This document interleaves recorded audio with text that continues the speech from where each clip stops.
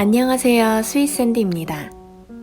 오늘은 뉴욕타임즈 베스트셀러 1위, 2020년에 읽어야 할 책, 에고라는 적의 저자 라이언 홀리데이의 신작 스틸니스에 대한 내용을 소개해 드릴게요. 흐름출판에서 출판하였습니다. 동서고금을 막론하고 위대한 지도자들, 사상가들, 예술가들, 운동선수들, 그리고 공상가들이 공통적으로 가지고 있는 힘이 있는데요.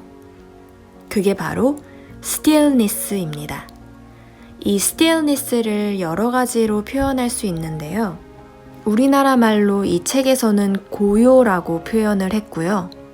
제가 이 책을 읽어봤을 때 저의 개인적인 의견으로는 고요라는 단어보다 뭔가 마음의 평온, 마음이 편안한 상태, 이거를 스틸니스라고 표현하는 게 좀 더 이해하기가 쉬웠습니다.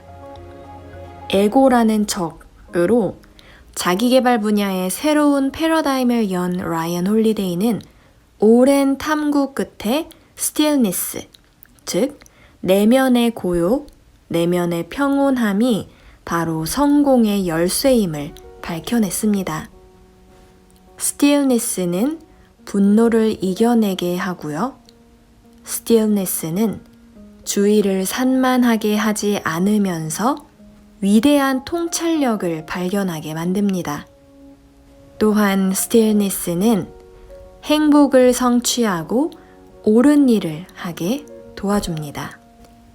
이 책의 목적은 우리 안에 있는 이런 고요한 마음을 어떻게 끄집어내서 활용할 수 있는지를 보여주는 것입니다. 저는 책을 읽을 때 좀 내면화에 관련된 내용에 대해서 더 자세히 읽어보는 편인데요. 이 책에서는 페이지 140, 내면아이와 마주쳤을 때 해야 하는 일에 대한 내용이 있어서 오늘 여러분들께 읽어드리려고 합니다. 끝까지 한번 잘 들어보세요. 우리 대부분이 어린 시절의 상처를 지니고 살고 있습니다.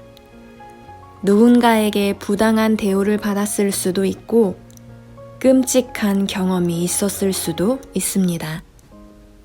어쩌면 부모님이 너무 바빴거나 잔소리가 너무 심했거나 자신들의 문제에 너무 깊이 파묻혀 있어서 우리에게 적절한 보호자 역할이 되어주지 못했을 수도 있습니다. 이렇게 아픈 구석은 우리가 내리는 결정과 취하는 행동에 영향을 미치고 있습니다. 그렇다는 사실을 우리가 항상 의식하고 있지 못한다고 해도 말입니다.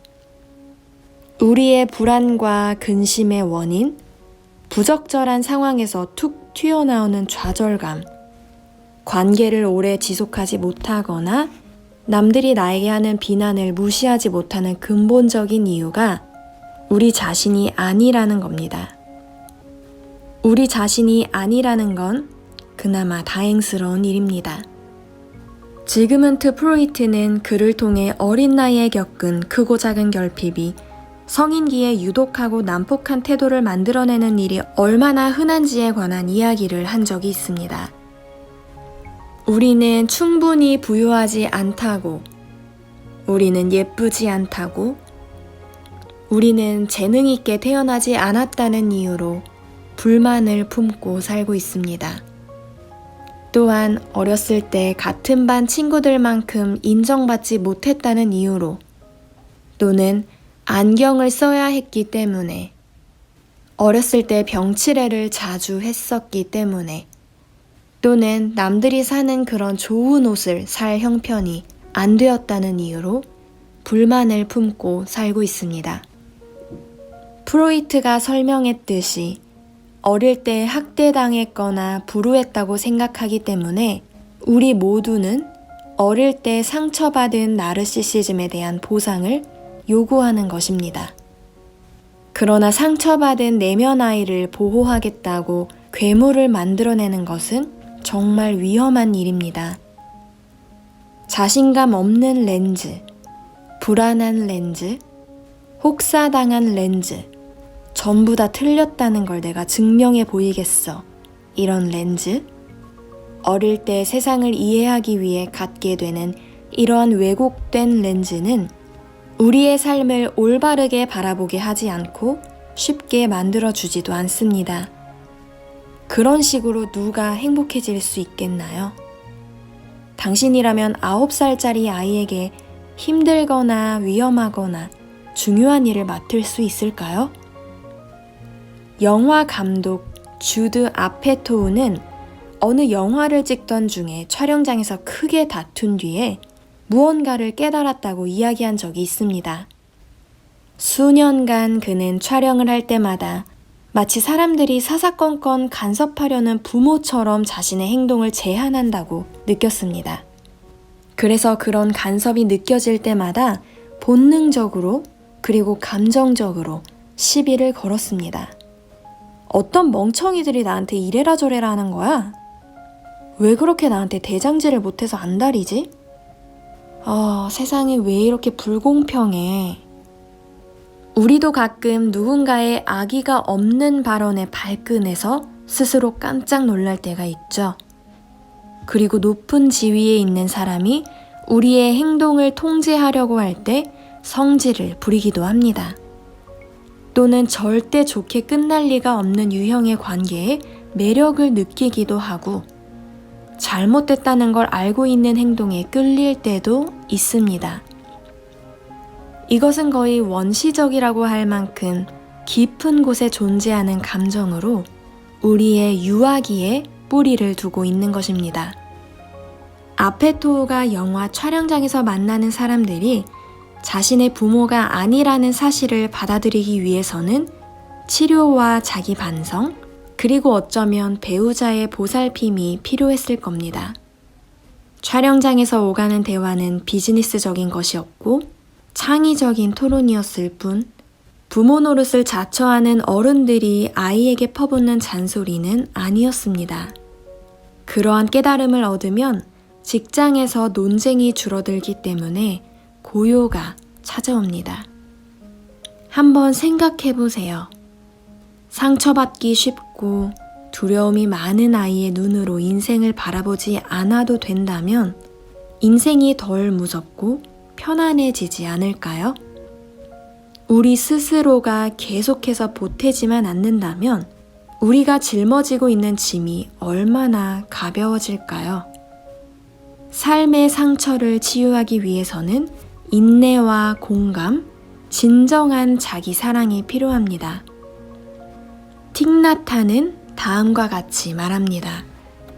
우리의 내면 아이를 바라보고 인정한 뒤 세 번째 마음 챙김 수련으로 해야 할 일은 아픈 감정을 달래고 위로하는 것이다.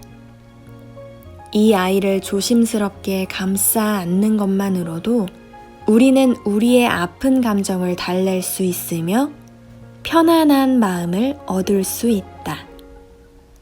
마음 챙김과 집중함으로써 그 강한 감정을 끌어안으면 이러한 아픔을 만든 뿌리를 볼 수 있게 되고 우리가 받는 고통이 어디에서 비롯된 것인지 알게 된다.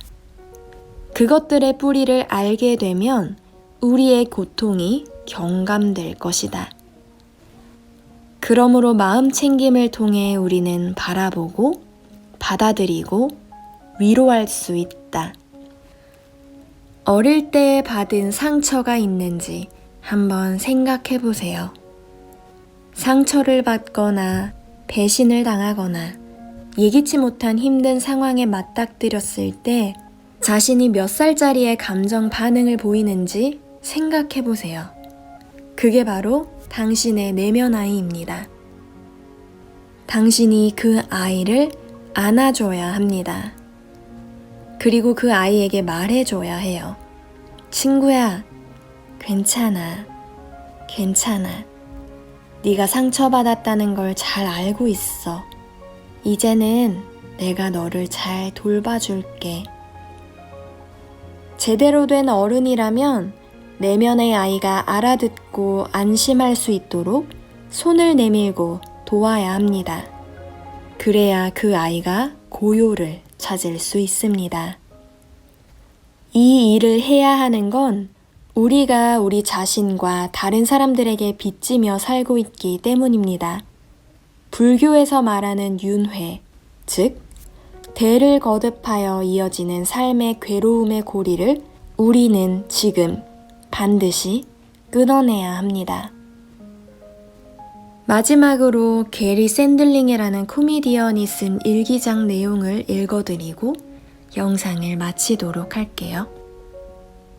더 많이 주어라. 네가 갖지 못했던 것을 주어라. 더 많이 사랑하라. 지난 이야기는 묻어두어라.